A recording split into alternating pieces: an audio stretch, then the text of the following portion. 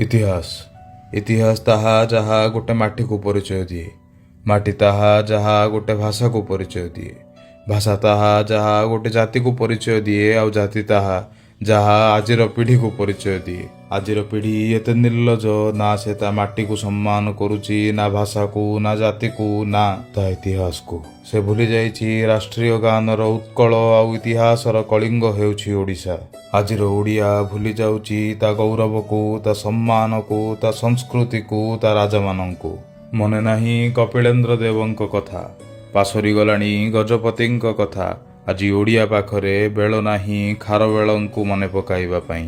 2000 ବର୍ଷ ତଳର ଓଡ଼ିଆ ଭାଷାଠୁ ଅଧିକ ବିସ୍ତୃତ ଆଜି ନବନିର୍ମିତ ବଙ୍ଗଳା, ଉର୍ଦ୍ଦୁ ଆଉ ହିନ୍ଦୀ ପରି ଭାଷା। କୋଉ ଭାଷା ଭଲ କି କୋଉ ଭାଷା ଉର୍ଦ୍ଧ୍ୱରେ ମୁଁ ତାହା କହୁନି।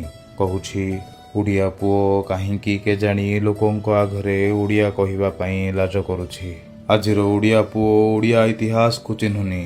ପାଇକ ବିଦ୍ରୋହ, ସିପାହୀ ବିଦ୍ରୋହ ମଧ୍ୟରେ ଫରକ ଜାଣୁନି। ସିଏ ଭୁଲି ଯାଇଛି 1817 ମସିହାର ପାଇକ ବିଦ୍ରୋହ, ଯିଏ ଦେଇଥିଲା ସ୍ୱାଧୀନତା ସଂଗ୍ରାମର ପ୍ରଥମ ଶଙ୍ଖନାଦ।